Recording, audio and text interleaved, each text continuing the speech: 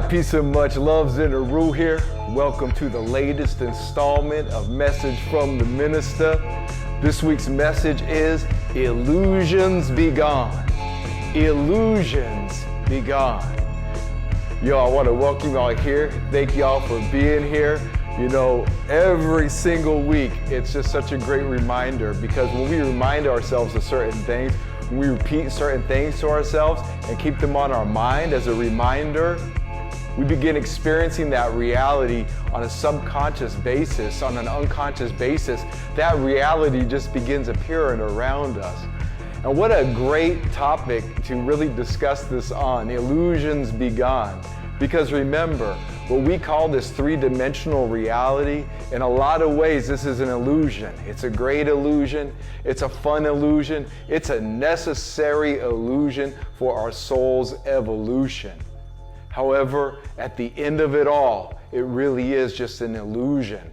Therefore, in spirit, which is the only reality that's actually happening in spirit, across all so-called time, across all so-called space, all of us who are watching this video at this moment are here, and right now in spirit. So I want to take this moment to welcome y'all here. Thank you for being here. It is an honor for me to be able to come up here each week with a message from the Minista. And then the feedback that I get throughout the week, like, yo, Zin, I really needed that message. Or some people will go back and bounce like 3 or 4 lessons earlier and be like, yo, I just needed this message this week. I'm just catching up, whatever it is. What I keep saying every week is so true. We're all here together. So I'm feeding off of your energy right here and right now, regardless of where you are in so-called time or so-called space. Why? Because we are all part of the same wholeness. We are all part of the oneness. And in that oneness and in that wholeness, we draw closer to our God. We draw closer to our understanding when we just say, illusions be gone.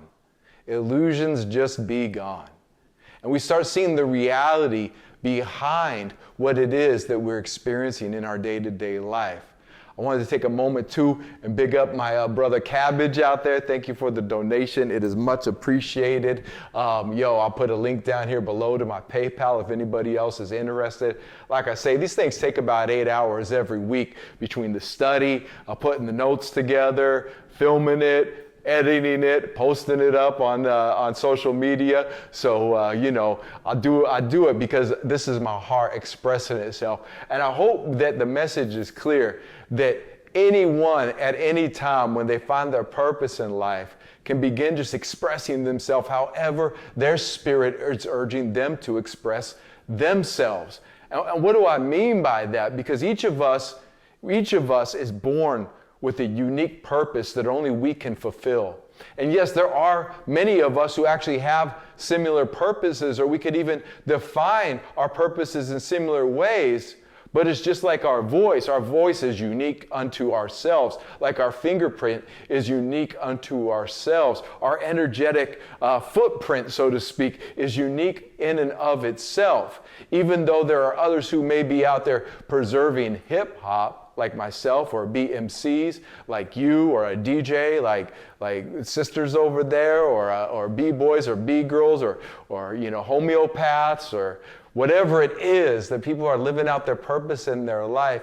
Even though there's other people who are homeopaths, each one of us gets to become that unique individual within any said school of knowledge, anything that we're helping to assist, relieve the suffering of humanity with.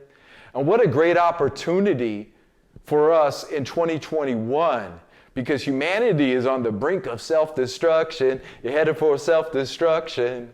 And then here we are as hip-hop, and here we are with this new opportunity that's right in front of us to not self-destruct, but self-construct, to self-create ourselves, one another, and our community at large.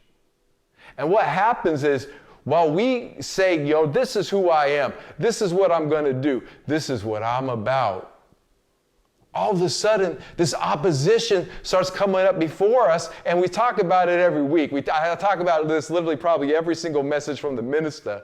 This opposition comes up to us and says, that's not who you are. I'm going to tell you who you are. The world, friends, family, our environment, schools, job, whatever it is starts coming, no, that's not who you are. This is who you are. You are going to be a robotic version, and we're going to tell you who you are, and then you have to say, no, that's an illusion. Illusion be gone. I will tell you who I am because this is the reality that I am experiencing. This is the reality of who I am. But before we can really get to that space, we have to be able to actually define who we are. And not so much articulate who we are, although that is very important, the power of the spoken word. But we actually have to feel who we really are. And I would invite y'all out there that before you get into the intellectual process, the intellectualization and the creative visualization process, get into the feeling process first. Feel who you are first and foremost. Because when we can feel who we are, we can also feel who we are not. We can feel what we are not. We can feel those things in our environment and say, oh, nope, that's not me. Oh, wait a minute. Yeah, that's me. Let me head over there. And while we're feeling ourselves out, when we're getting this feeling about ourselves, when we start tuning into that inner feeling, that soul feeling, then the intellect just starts being more creative. The imagination really is what kicks in. And when our imagination kicks in, and the imagination is backed by that feeling of purpose, that's when the fun begins. That's when the real creativity begins. That's when new ideas pop in. That's where life becomes this dance. It becomes this play. It becomes this game. But if we're sitting there and we're trying to intellectualize ourselves, a lot of times that's where the illusion is going to come in. There are feeling illusions. There are illusions in the feeling realm, and we'll get to that in a minute. But the intellect, the illusions of the intellect, you say, yo, I'm the dopest MC since 1983. You come in and I'm the dopest MC. I was born in 1973. Yo, my name is Zin Uru, in the place to be. And you start putting that out, and then the illusion wants to say, no, you ain't that, you ain't that, you ain't that. No, just be gone with it. Be gone. Be gone. And, every week I like to give a acronym from acronologist G. Simone, from Minista G. Simone, and gone. So we'll get to the definition of illusions. It's a pretty quick definition, but remember, with illusions be gone. Get out now, escape, gone. G-O-N-E, get out now, escape, gone. And that works great because sometimes we're in situations where we got to just be gone. I'm gone. I got to get out now and escape. And also at the same time, those illusions, just get out now and escape because you've got no place here, illusion. Just get out now and escape. Get out while you can. Because I'll dust an illusion quick. Like I'll literally take an illusion and just whoosh, and it no longer exists. And it's like an incinerator, right? Okay, the illusion wants to persist. Well, I'm going to incinerate the illusion now. Same principle. But illusions be gone. Just be gone out of the environment. Be gone. Banish the illusion. Banish the false reality. Banish the lies. Because that's really what an illusion is. An illusion is a lie. And a lie, by its very nature, doesn't exist. So somebody could tell a lie over and over and over and even believe it themselves, but it still doesn't mean it actually exists. It still doesn't make it truth. This is what we see in the so-called media on the daily. We see this media on the daily, and they just keep thinking if they lie to people over and over and over again, that people are gonna actually believe that. And I used to think that was true. I used to be like, yo, the mind control is working. But then I realized when they keep pushing a lie, eventually people are just get tired of being lied to. It's our human nature. It's just the nature of being a human. We have like this default mechanism in us. And once we've been lied to long enough, we just have had enough of the lie. We've had enough of the illusion. And we're just like, be gone or we will turn you to dust. We will evaporate you. Lie, liars. So be bold with this, have strength in this, have this inner power. This is spiritual empowerment. This is empowerment for the hip hopper specifically, but this is just basic spiritual empowerment too that we're talking about. Watch this. I was thinking, I came out earlier and I was like, I want to get ready for a message from the minister, so let's do 3 deep breaths. And let's just take a moment because I'm already charged up. I'm already feeling it. And I want to show you in real time, watch my energy body where I'm at right now. And now I'm already thinking about the 3 breaths. My body's preparing itself. The temple is preparing itself for 3 deep breaths. Now watch yourself right here, right now. There might be something trying to distract you in your environment. You might be having thoughts that are like trying to get into you right now because there's this truth that is being spoken right now that needs to be heard. And that younger self, that immature self, and that illusion, those so-called devils even, are trying to convince you right now that oh wait, you got something else to do. You got something more important to do. You got to worry about this. Whatever it is, they're going to try and be getting into your heads. But watch how you can make the illusions be gone just by a simple breathing technique. And watch how the focus and the clarity and the creativity actually happens. And feel this in real time. And I want to say, if you're in a position where you can do it, you can do this sitting down. But really, if you could stand up, and I'm gonna do one like this. You can't see my feet, but I've got my feet. I put my heels together. And I put my feet out, one at a 45-degree angle each. And then I sit down like I'm sitting on just a little tiny stool, like an inch down, just like a little stool.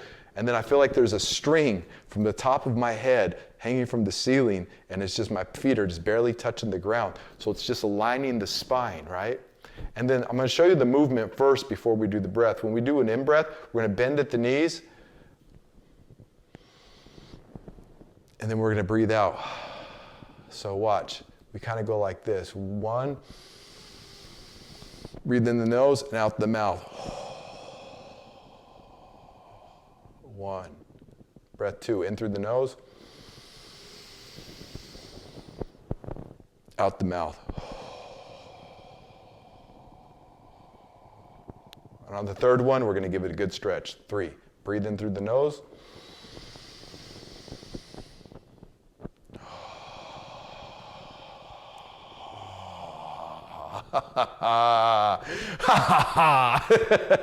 Let out some laughter. Laughter yoga is the best yoga.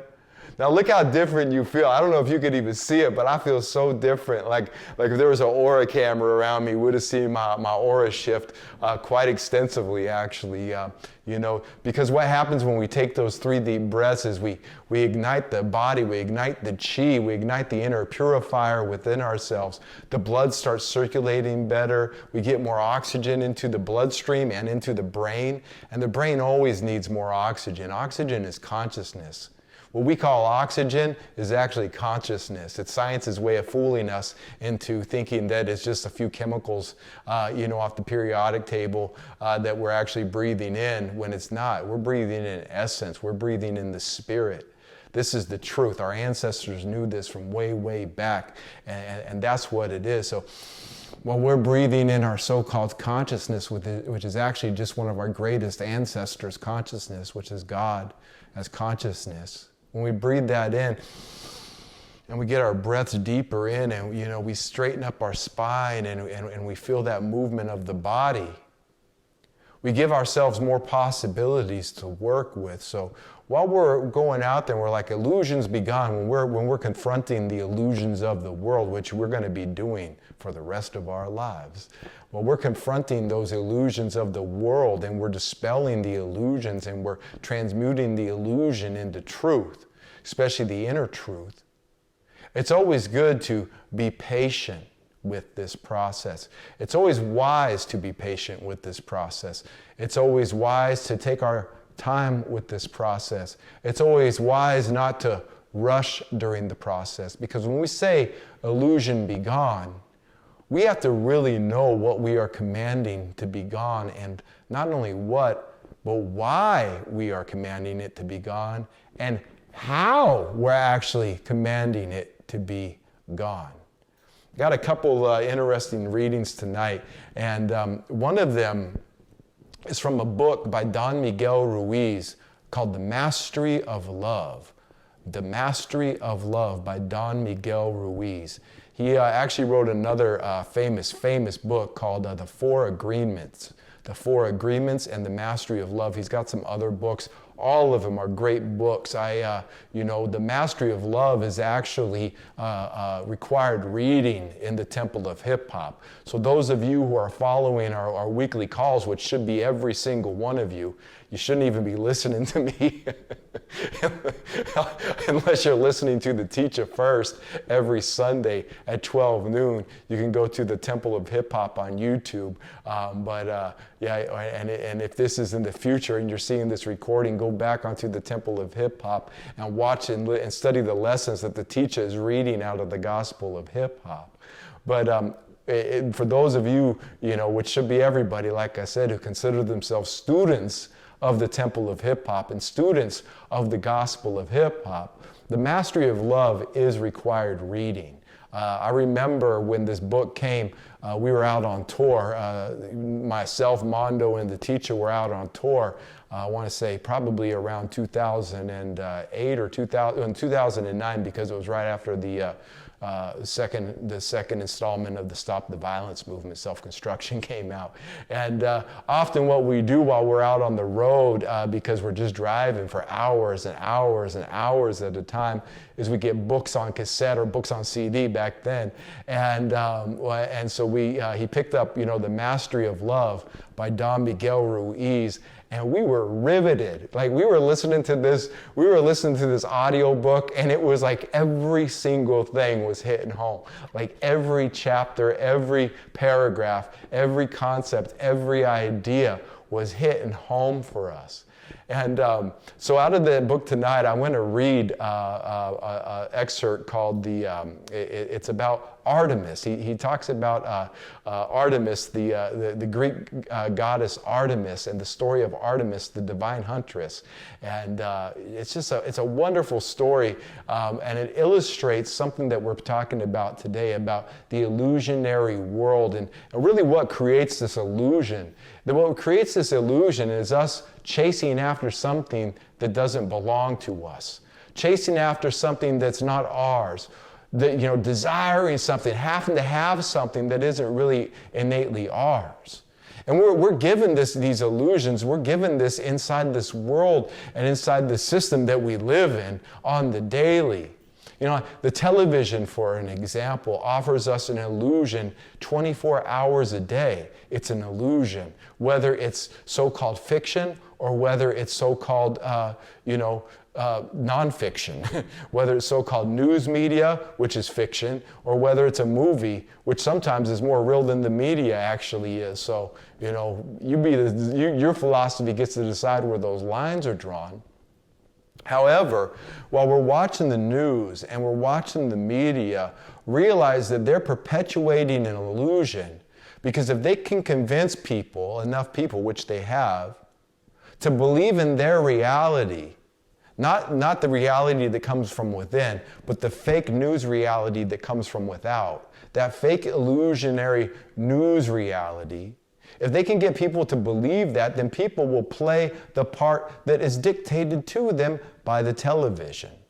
People will play the part that is dictated to them by the television, as opposed to playing the part that is being dictated from the inspiration of God, really, of God coming from within, something pressing inside, revealing its truth, spirit. That's what we're really dealing with here. Because when we're pushing up against that, we're saying, this is my spirit, that illusion that's created by the television and the world of people who are plugged into that matrix of the television are the first ones who are going to say, no, you got to fit into the illusionary reality, and you got to talk about what the television talks about. And you better talk about it, and you better have an opinion on everything the television tells us to talk about. We're not going to talk about hip-hopia. We're going to talk about what the television tells us to talk about. We're not going to talk about divinity. We're going to talk about what the news media is telling us to talk about. Oh, the news media says racism is that we've got to talk about racism nonstop. We're going to talk about racism nonstop. Oh, the news is telling us we got to talk about a pandemic nonstop. Oh, we're going to talk about a pandemic nonstop. Oh, the media is telling us that we got to talk about the economy nonstop. Well, we're going to talk about the economy nonstop. Oh, the media is telling us that we've got to talk about the government nonstop and the new election nonstop. Well, we're going to talk about the election nonstop. We're going to talk about whatever the media is telling people to talk about nonstop. That's exactly what the fuck people are talking about. And that is, like, you're not even alive at that moment. You're an automated robot, an autonatron at that moment.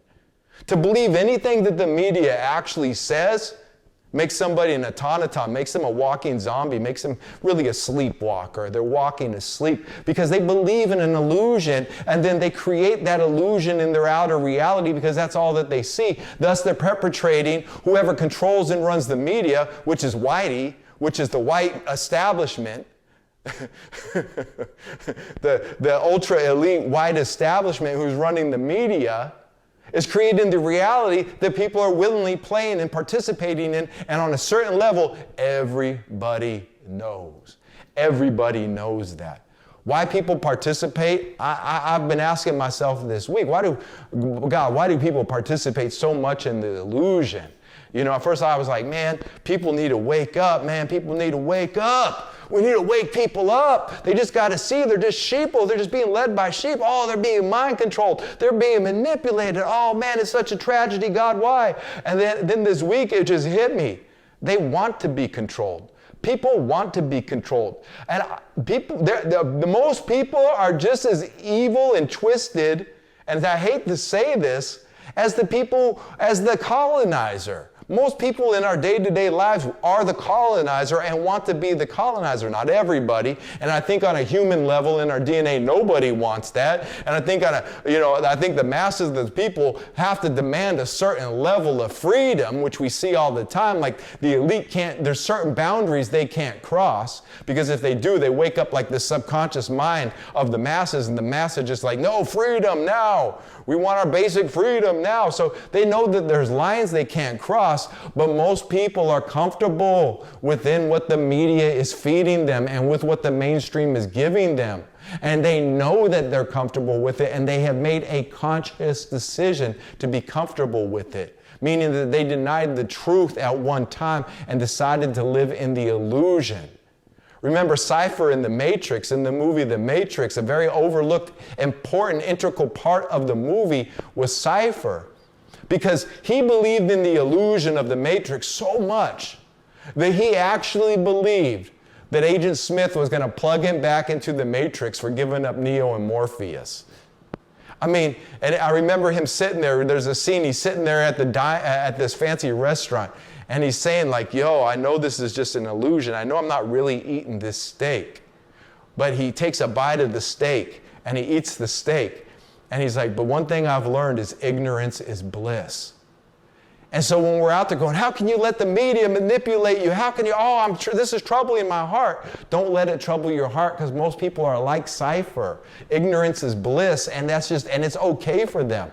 Let them choose that illusion. It's all part of spiritual growth. It's all part of our soul's evolution and our soul's development. I mean, some people, it's going to kill their spirit and they're just going to cease to exist altogether. You know, the death of the spirit is real. You know, the death of the soul, I mean, we're not going to go there tonight, but like they're playing a dangerous game with that. But there's also, like, you know, those of us who are old souls or may have lived other lives and stuff, we've made plenty of mistakes, and so we should also offer that to anybody in our environment and come with that compassion. But we should also not trouble our hearts and trouble our souls all the time with, why aren't my people waking up, Lord? Why don't they see, sheeple? Why don't you see? Ignorance is bliss for them. They actually do see. They just made up their mind that they'd rather be plugged into the Matrix than be unplugged and be in Zion, you know, to use that as an analogy from the Matrix movie. But I'm pretty sure those who are watching this, most of you all at least have made the decision that, like, yo, I'm unplugged from the Matrix. I'm going to get unplugged from the Matrix. I've been unplugged from the Matrix. Zin, I've been unplugged from the Matrix longer than you. You know, whatever that situation is, just know that that Matrix is the illusion. Like that illusion, it's going to persist. That illusion persists. And when you resist it, it's going to keep persisting. So what you've got to do is you've got to dispel the illusion. This is like that alchemy. You dispel the lie with truth. But to dispel the lie, to dispel the illusion, you actually have to know the reality.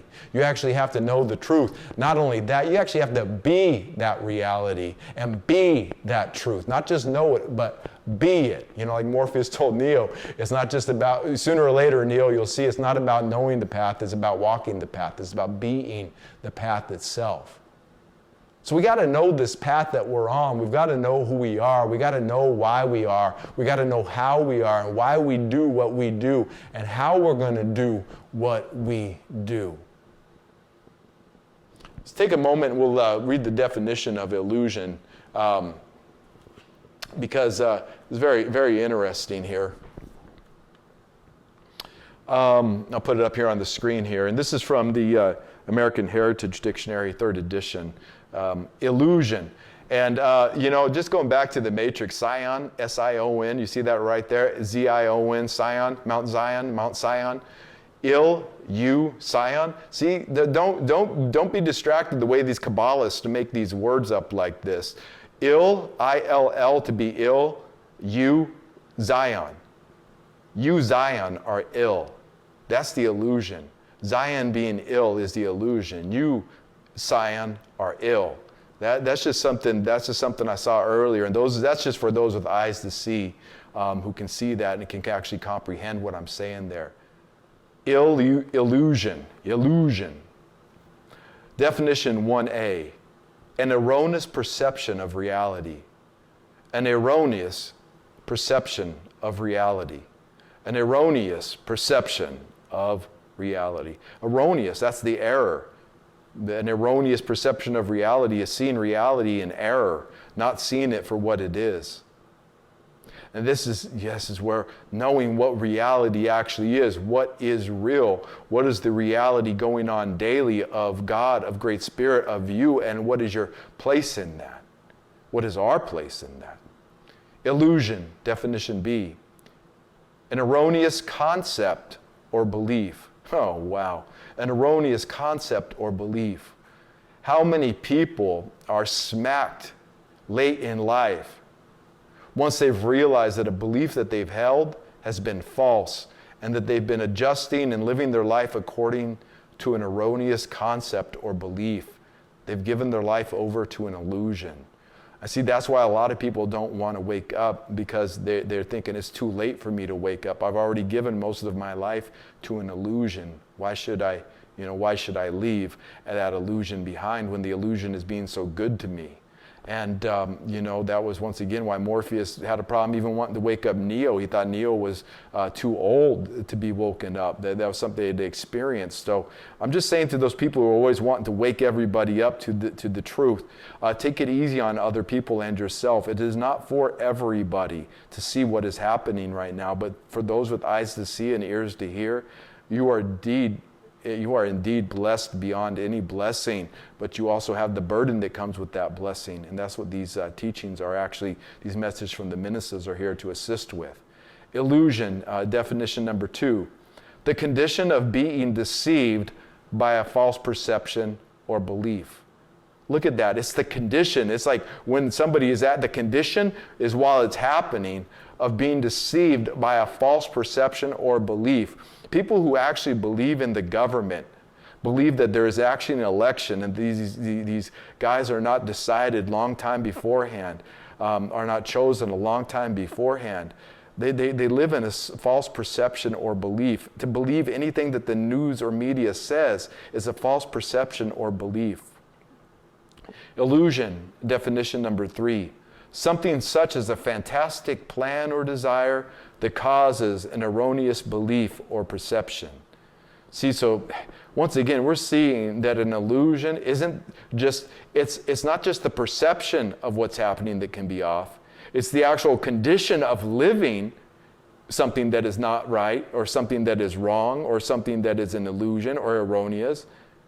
And it's also the belief or the perception, just the plan. It's like a fantastic plan or desire. Modern spirituality does this a lot. So-called modern spirituality does this. I call it the Barnes & Noble spirituality a lot of times. Does this often, unless you know where to look and how to look. But, people run around all the time with this fantastic plan or desire that causes an erroneous belief or perception. They're just following an illusion. Definition number 4, illusionism in art. Definition number 5, a fine transparent cloth used for dressings or trimmings. Yeah. Let's see, against the illusionism, the philosophy, the doctrine that the material world is an immaterial product of the senses. Yeah, we talked about that actually a little bit earlier. Once again, the material world to me is a reflection of the spiritual world, and it is very much alive and beautiful and wonderful. So to just dismiss the outer reality as an illusion is actually a form of spiritual immaturity that, I know I'm outgrowing that because it actually becomes a defense mechanism because we don't want to have to cope with the outer environment. So we just say, it's an illusion, it's all an illusion. But, it's more than an illusion, it's a gift. It's a blank canvas. It's a beautiful, it's a recording studio where we can record ourselves in. So the outer environment, people can call it an illusion, but it's also a work of art. And that work of art is what we decide what we want to create with that. Illusory, produced by, based on, or having the nature of an illusion. Deceptive. That was a key word right there. Wanted to put all of these up there. Illusory. See that right there? Produced by, based on, or having the nature of an illusion. Deceptive. Deceptive. Those Decepticons. They're deceptive, right? The media is deceptive. They use their illusions. They deceive people with their illusions.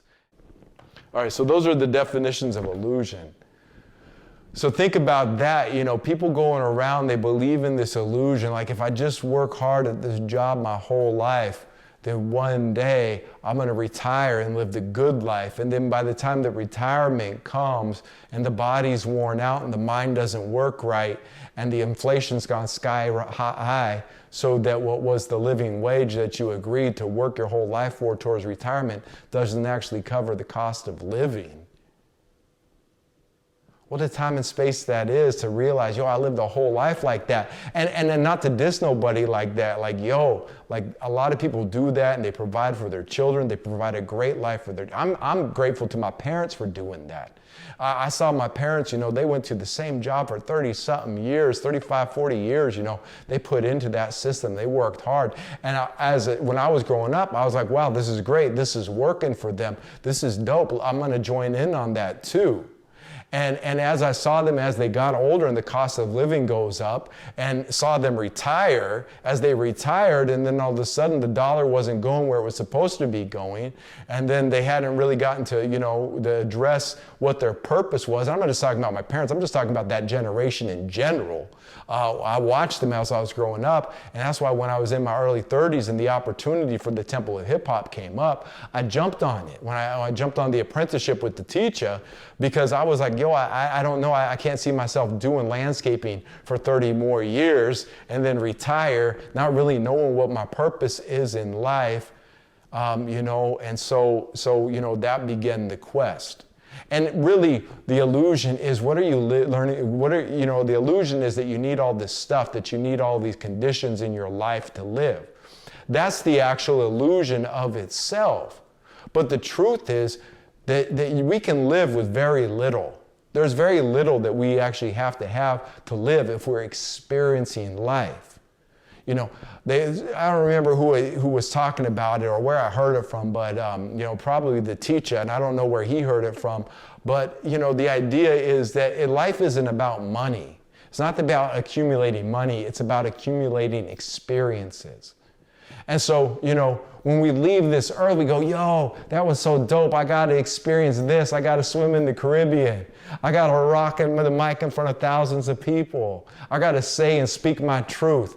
I got to be young while others were getting old, I got to be happy, healthy, and all of that's the truth where we want to be in life, because it's about the experience, and what greater experience than an experience ourselves, than experience what God has for us.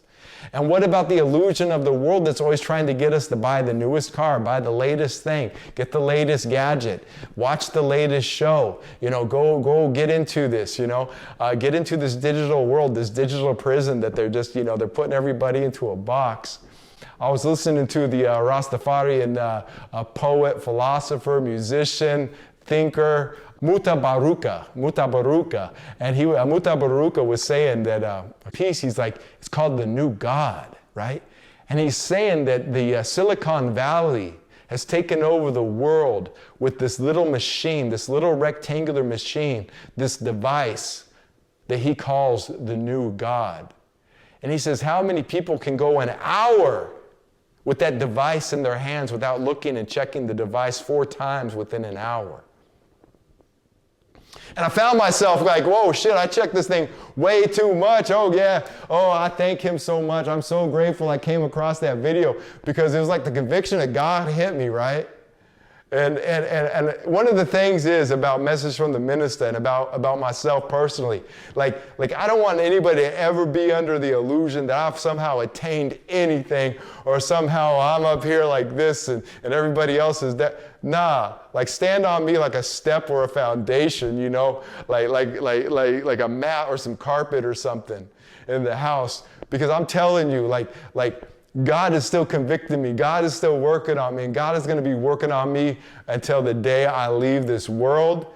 And when I leave this earth, God's still going to be working on me. That's the perfection of God. I'm always being perfected. We're always being perfected. We're always that work in progress. We're that piece of art that just keeps growing and transforming, And so when Muta said that, I was like, yo, I checked this device way too much. I'm looking at this false God of Silicon Valley, and it's just controlling my thinking and my perception and my feeling way too much. And I'm looking at this thing, I'm like, why does it have so much power? Why are we giving it so much power, this little black mirror, And so I'm looking at this thing, and I'm talking to it. And instead of going on giving up inspirational living towards yourself, instead of getting really guilty about it and then breaking myself and like just throwing the phone out, which may work for some people, I just started noticing when I grabbed it and asked myself, why did I grab this? And started noticing what would happen when I would grab the phone randomly and scroll through or look at something. And I would notice that literally every time I picked up the phone, there was a chemical change in my body. Now, they say this because this is the illusion once again. This is the illusion. That phone represents an illusion. It's an illusionary world. It's the virtual reality. Virtual. No, it's not virtual. It's not reality. It's just virtual. It's an illusion once again. And so I was thinking back, a number of years ago, back in 2012, got my first iPhone, right? Got my first iPhone back in 2012. Some friends got it for me. They're like, Zin, we put you on our plan. I was like, this is so incredible, this iPhone. And I look at it very sparingly, because I was like I'd only had my computer, and I had computer time. And then the rest of the time I was working in the gardens. I was out and about. I was living my life. I was writing lyrics. I was recording music. Well, I was using computer to record music, but, I was involved in life outside of that phone. And so I get this phone, right? And I don't know, about 3 months into this phone, I'm noticing that I'm at a stoplight in my car checking my Facebook.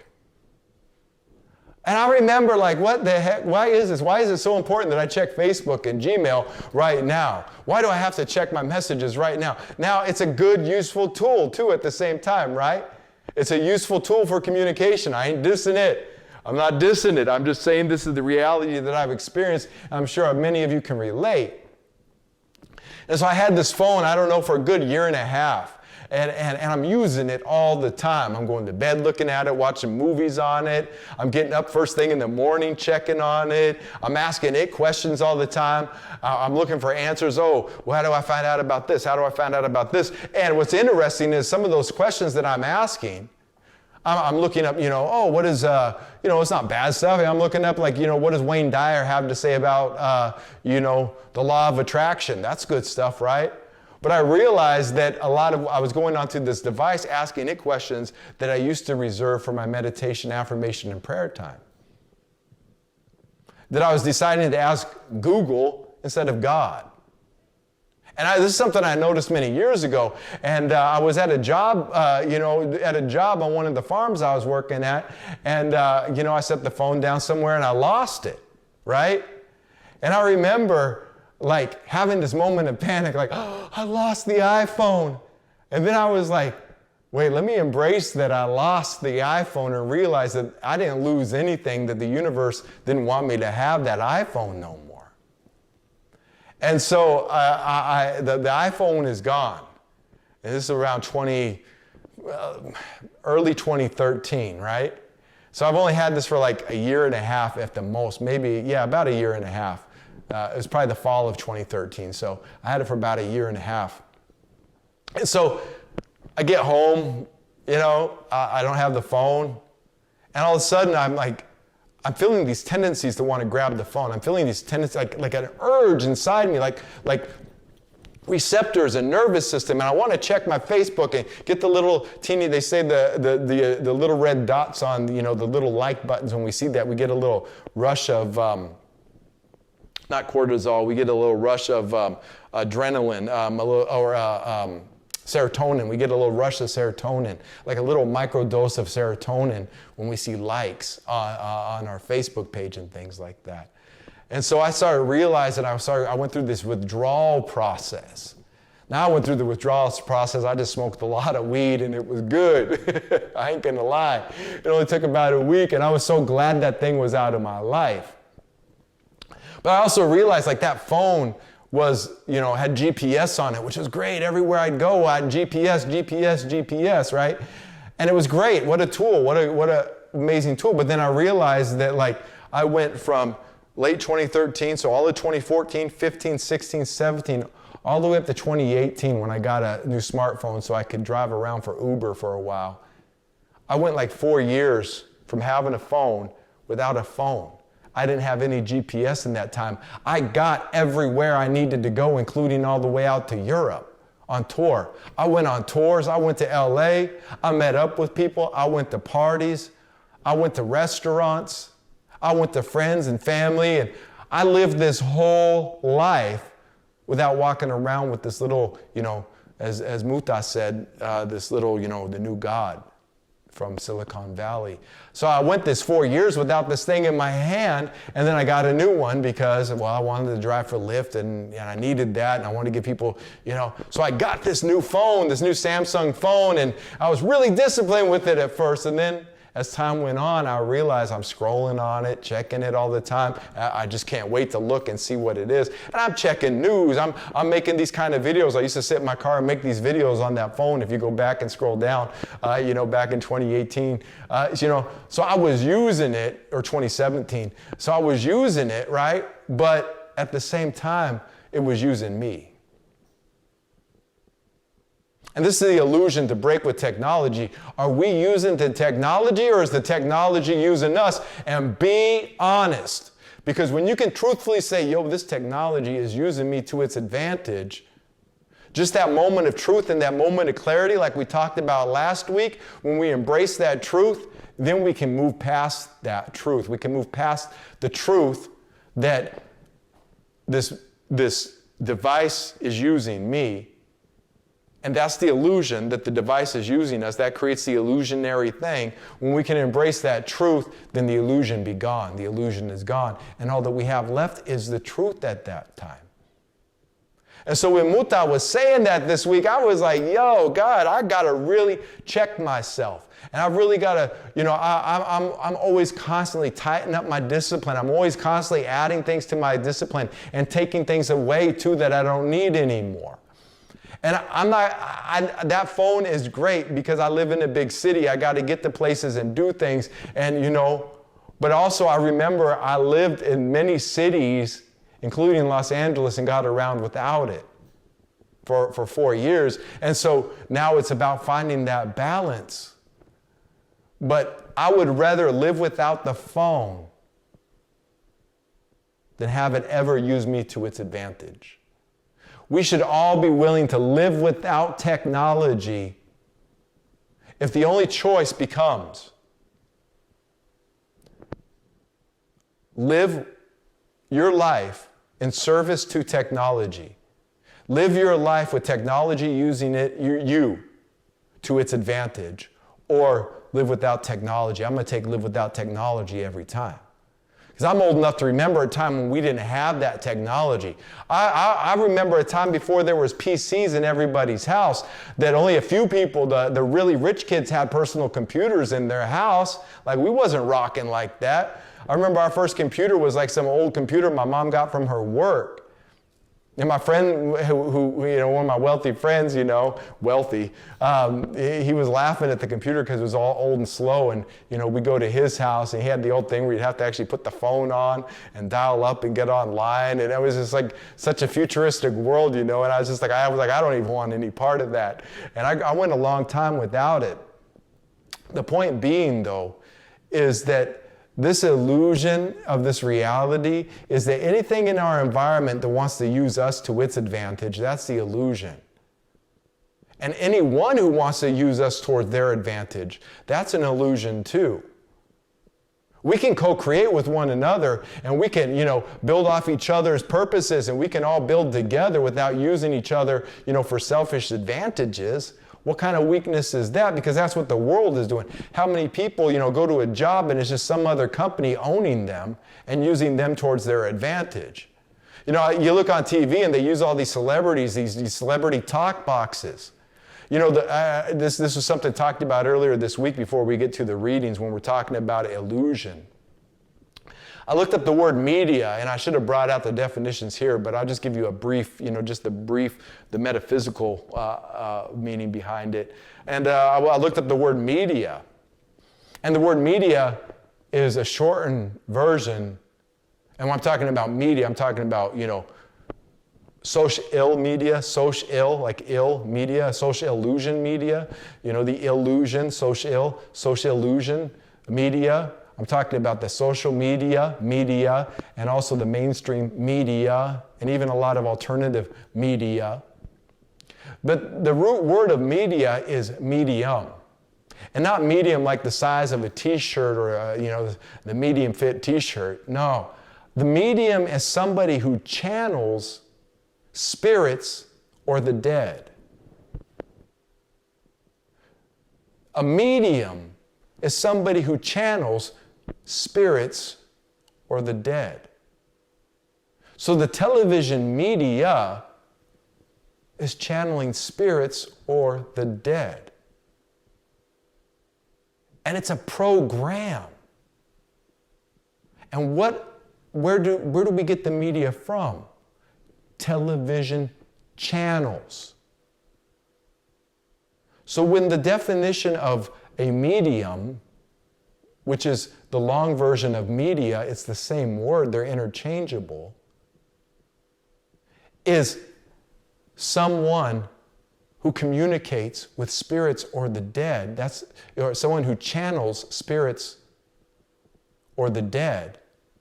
What is the media actually doing? What are these channels actually doing? And who are the dead spirits that they're talking to? Where are they getting their information from? Who's telling them to tell the lies that they tell?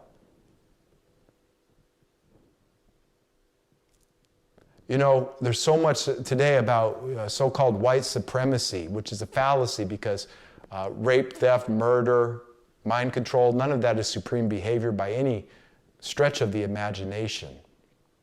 But the white establishment owns CNN, Fox News, owns all the airlines, owns all the television stations, owns all the major, grocery stores.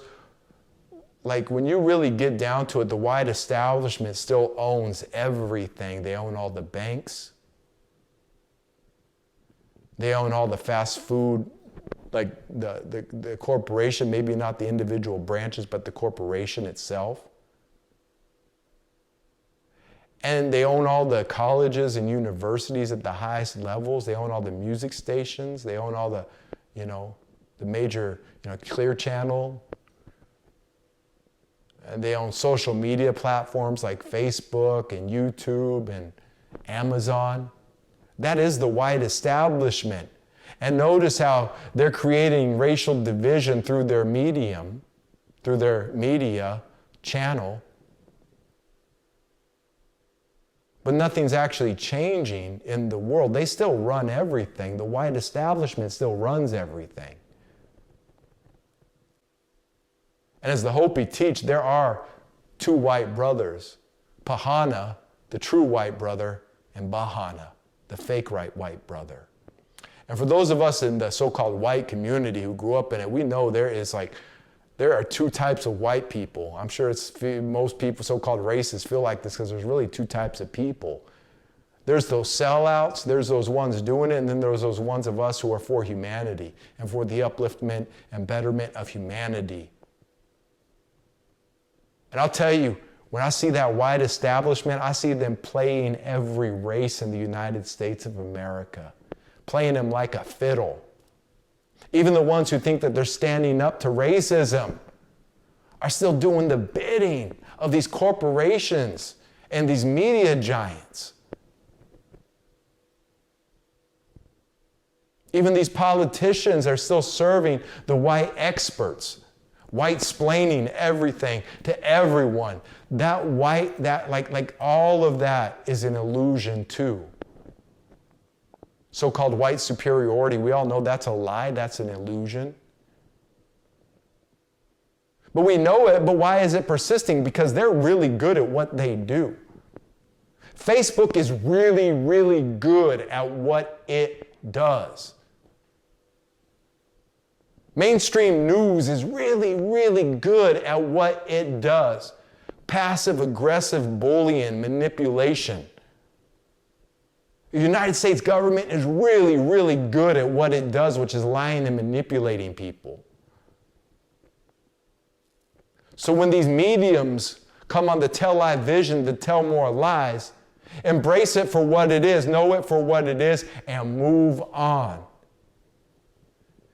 Because you are the living truth. You have the living truth within you. That makes you the living truth. We are the living truth when we wake up to that living truth.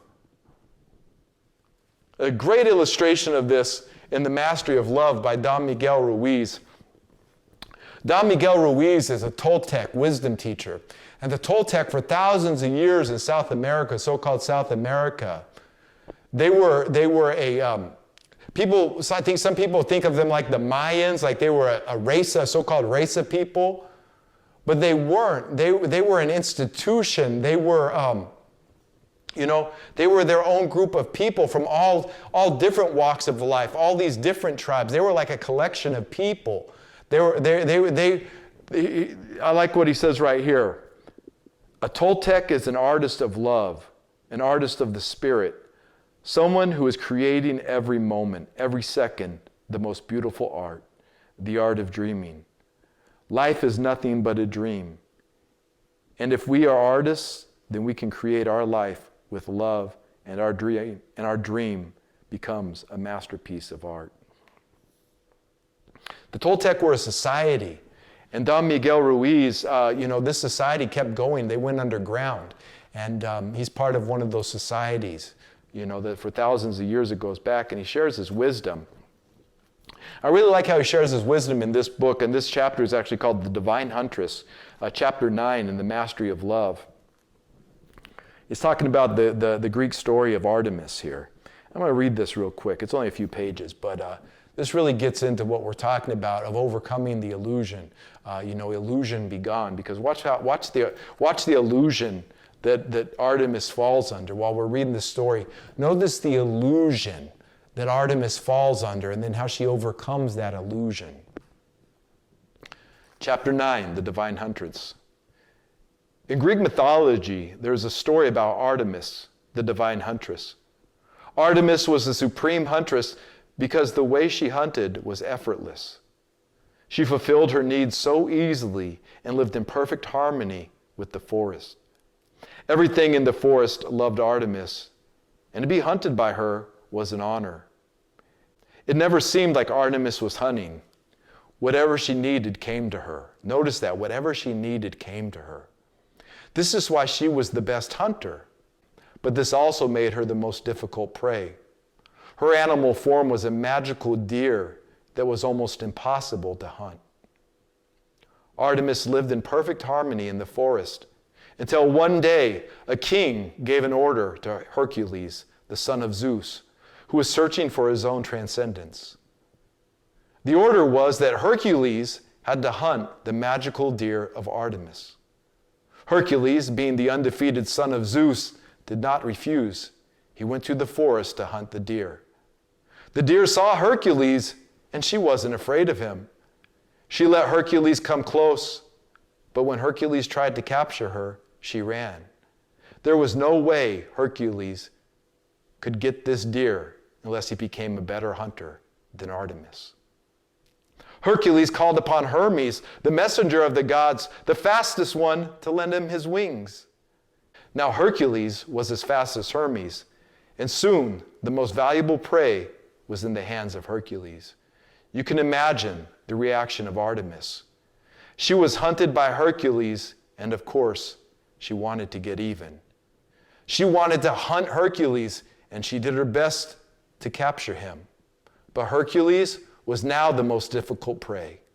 Hercules was so free, and although she tried and tried, Artemis could not capture him. Artemis didn't need Hercules at all. She felt a strong need to have him, but of course, it was only an illusion. She believed she was in love with Hercules, and she wanted him for herself. The one thing on her mind was to get Hercules, and it became an obsession until she was no longer happy. Artemis started to change. She was no longer in harmony with the forest because she now hunted just for the pleasure of getting the prey. Artemis broke her own rules and became a predator. The animals were afraid, and the forest started to reject her. But Artemis didn't care. She didn't see the truth. She only had Hercules on her mind. Hercules had many works to do, but sometimes he would go to the forest to visit Artemis. Every time he did, Artemis did her best to hunt him. When she was with Hercules, she felt so happy to be with him, but she knew he would leave, and she became jealous and possessive. Every time Hercules left, she suffered and she cried. She hated Hercules, but she loved him also. Hercules had no idea what was going on in the mind of Artemis. He didn't notice she was hunting him. In his mind, he was never the prey. Hercules loved and respected Artemis, but this is not what she wanted. Artemis wanted to own him. She wanted to hunt him and be the predator with him. Of course, everyone in the forest noticed the difference in Artemis except her. In her mind, she was still the divine huntress. She didn't have the awareness that she had fallen. She wasn't aware that the heaven that was the forest had become hell. Because after her fall, the rest of the hunters fell with her. They only became predators. One day, Hermes took an animal form, and just as Artemis was ready to destroy Hermes, he became a god, and she rediscovered the wisdom she had lost. He let her know she had fallen. And with this awareness, Artemis went to Hercules to ask for forgiveness. It was nothing but her personal importance that brought her to that fall. In talking to Hercules, she realized she had never offended him because he didn't know what was going on in her mind. Then she looked around the forest and she saw what she had done to the forest. She apologized to every flower and every animal until she recovered love. Once again, Artemis became the divine huntress. I tell this story to let you know that all of us are hunters and all of us are prey. Everything that exists is both hunter and prey. What is it that we hunt?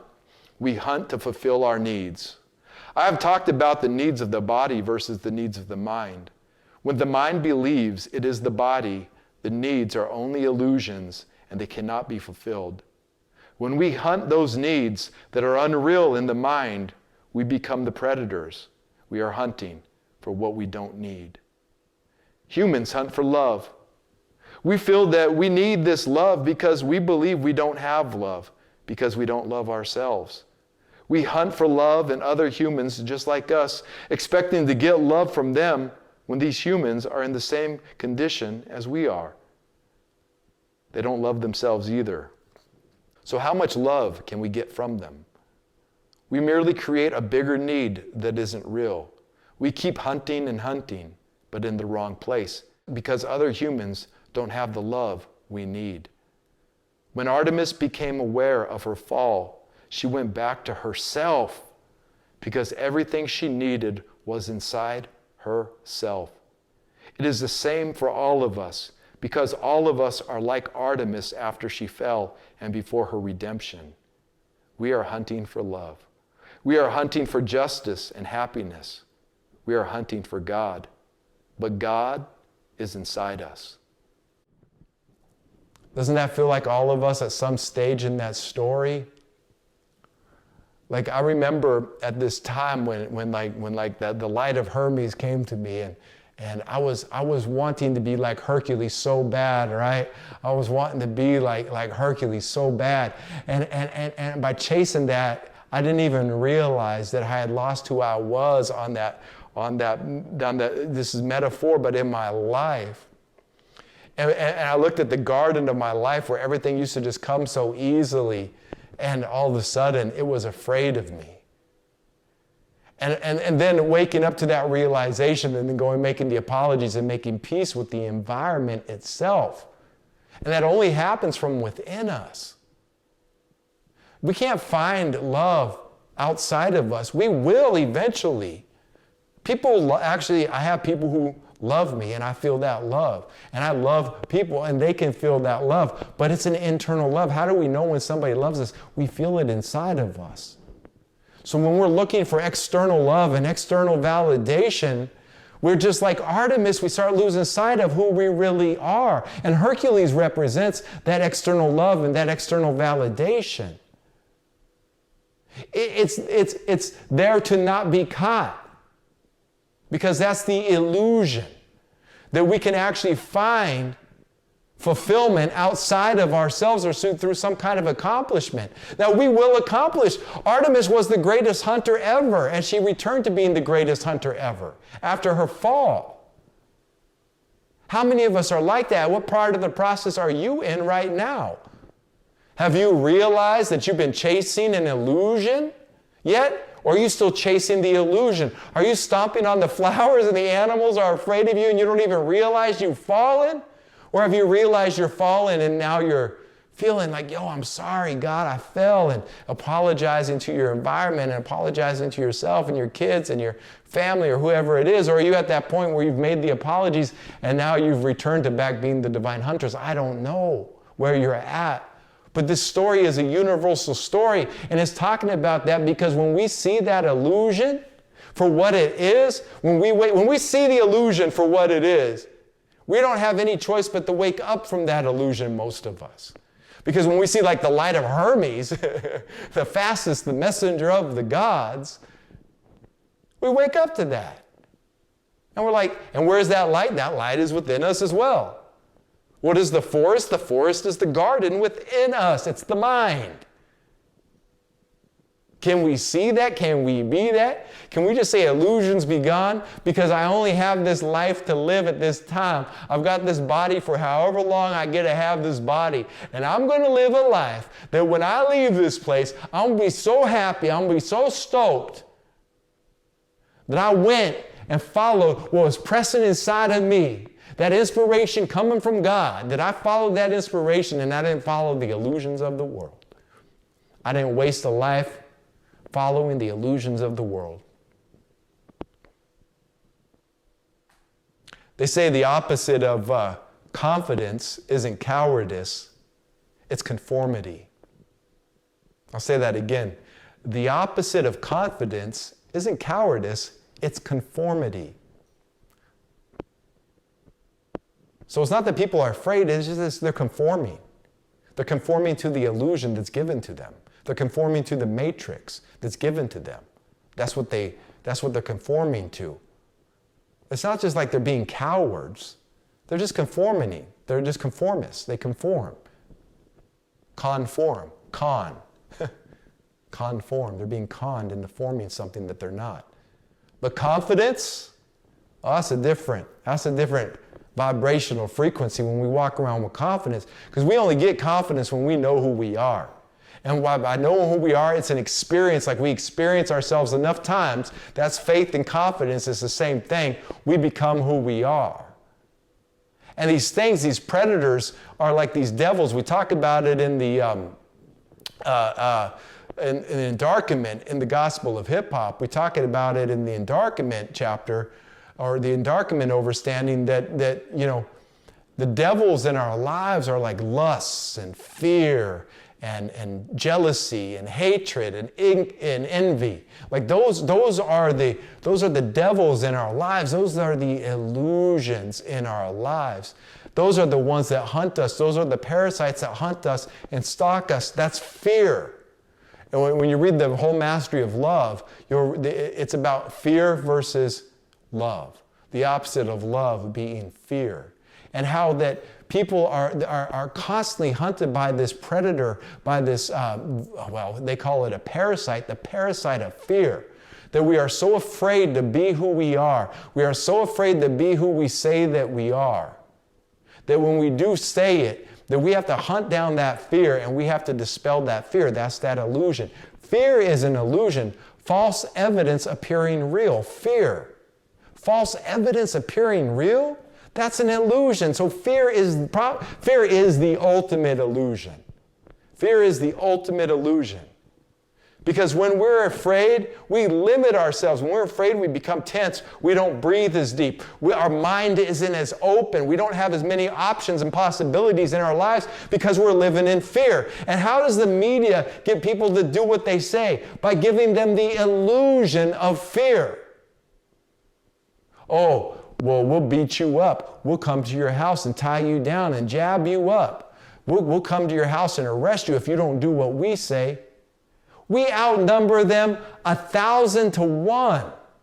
We are them at the end of the day. They are afraid of us. We shouldn't be afraid of them. They have no power. The only power they have is illusion, just like the Wizard of Oz. But illusion is a powerful weapon that is being misused by them, and they will deserve the loss that they are being handed right now. The revolution will not be televised. So don't think for a moment that the New World Order is winning. They are failing. But regardless of if they're winning or failing, each one of us has a responsibility to ourselves and to our God to see past the illusion and live the purpose that God put us here for. Rise up, hip hop, but the time is now and we are the people. Wake up, my nobility. We've got no time to waste. If you have a copy of the Gospel of Hip Hop, where you probably should if you've been following these lessons, but maybe there's a new viewer out there or a couple new viewers out there. Go get a copy of the Gospel of Hip Hop, krs-1.com, krs1-.com, or you can also go up and get them off of eBay, or you can get a copy off of Amazon. Just go online and type in Gospel of Hip Hop for sale. You'll find it. Go ahead and turn to page 291. We're going to read paragraphs 53 through 62. From the fifth overstanding, which is the fourth overstanding, which is the H law. We're going to be reading from the awareness section of the H law. Just about 10 paragraphs here, but this just goes so into the illusion because the illusions be gone. Okay, this is going to get into what that's about. Everything is an opportunity. And everything is a failure. See, right off the bat, everything is an opportunity and everything is a failure. The failure is the illusion. The opportunity is the truth. Everything is an opportunity and everything is a failure. It is all how you see it. Whether you allow life circumstances to control you or whether you control life circumstances, the issue is your mind controlling you or are you controlling your mind? Are you conscious or unconscious? Now, unconscious is that state where you know but you don't do. It's like the deer in the headlights. It's like being frozen in time. You're observing yourself doing what you're not supposed to be doing, and you know you're not supposed to be doing it. Break through that unconsciousness, my nobility. I'll put the link below. One of the messages from the Minista, I read all about unconsciousness, and we covered that. I don't remember the name of it right now. I'll put a link below, but to go back and you could study that yourself. Are you conscious or unconscious? Ask yourself now, even on an intellectual level. Am I the slave of my own mind, or am I the master of my own mind? Do I passively allow the circumstances of my own life to control me, or do I control the circumstances of my own life? Am I afraid of my life, or am I living my own life? Attuned hip-hop is practice experiencing the essence of spirit beyond the fears and limitations of the body, and experience an empowerment and strength that ensures victory over the traps and obstacles of the streets. However, practicing the essence of spirit requires a certain single-mindedness, which is the essence of spiritual awareness. But that same single-mindedness left unchecked has prevented many from growing and developing in the physical world and accepting new and valuable ideas and discoveries. Seek balance. Still, it is a single-minded spiritual awareness that prevents fear, and it is fear that prevents single-minded spiritual awareness. Now check that out again. Remember, fear is the parasite that we're talking about here. Fear is the illusion. Still, it is a single-minded spiritual awareness that prevents fear, and it is fear that prevents single-minded spiritual awareness. And I'm going to put illusion in there. Watch this. Still, it is single-minded spiritual awareness that prevents illusion, and it is illusion that prevents single-minded spiritual awareness. Duality in thought is what prevents spiritual awareness. In truth, the only things that can prevent you from achieving spiritual reality are fear, doubt, and disbelief. Above all, it is fear that hinders the most. Fear is of the flesh. It is an instinctive craving for the protection and safety of the physical body. It is manifested by the body's will to live. However, fear is not truth. The truth is that there is one permanent reality, the great oneness, the unified field, God, and all of life's creations and circumstances, good and or evil, are really different manifestations of the one reality, the one power, the fully aware cosmic ocean of potentiality, the one great spirit, God. When the attuned hip-hopper realizes that all is God, including the hip-hopper, this very awareness frees the hip-hopper from living exclusively through the fears of the flesh. When you realize that you are made from God's imagination, that you are a divine idea of God, you will live as infinitely as the divine mind that thought of you. And see, that's what is right here. And you will live as infinitely as the divine mind that thought of you. That is Artemis when she returned back to her original state of being and oneness with the forest. That's us. You will live as infinitely as the divine mind that thought of you. As it said in the Artemis story, she didn't have to really work for her hunting. It just came to her. Everything she needed came to her. It's the same for us. Everything that we require will just come to us when we return to the wholeness of God. Because that fear is an illusion. Know this. Peace is a decision of the Spirit. The Spirit, you, decides whether it believes in, places its focus upon the peace of God or the fear of flesh. The flesh does not cause peace. Only the Spirit, you, makes this decision. And having to make decisions on spiritual matters as opposed to being single-minded on spiritual matters is what causes the fear, doubt, and disbelief that stagnates the growth of one's spirit. Problems are only problems when you focus upon certain events as problems. It all lies in your interpretation of life's events and situations. Nothing is all bad and nothing is all good. All is subject to your interpretation based upon your values. What you call a problem might be the very opportunity you have been looking for. And what you interpret as an opportunity might indeed be a problem. But how can anything be a problem when every situation can be used as an opportunity? Only a limited and defeated mind interprets life's challenges exclusively as problems. Therefore, use the circumstances of life to your advantage. Do not attach yourself to your limited understanding of the material world. If you have made the decision to live as a spirit being in the material world, then all of life's circumstances are to your advantage, even your so-called problems or disappointment. Let go. Stop trying to fix it all yourself. It's all good. It is all God. So dope how both those readings ended with it's all being God. You know, and God is within us. God is without us as well. God is all that is. But what a joy and what a relief that when we don't, this was the message of Jesus the Christ, that you don't have to go seeking for God everywhere out there. God is within us. God is within us. The kingdom is within us. Hypopia is within us. The divine is within you. Why, you don't even need the illusions of the world for any reason or purpose at that point. Why? Because God is within me. The truth of God is within me.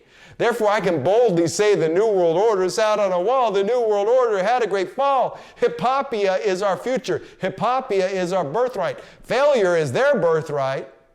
Victory is our birthright. How do I know? Because I know. How do you know? Because you know. How do we know? Because we know. We know it to be true. And when we live in our truth, we secretly give other people permission to live in their truth. We go out with that vibrational frequency. We're the tincture in the water.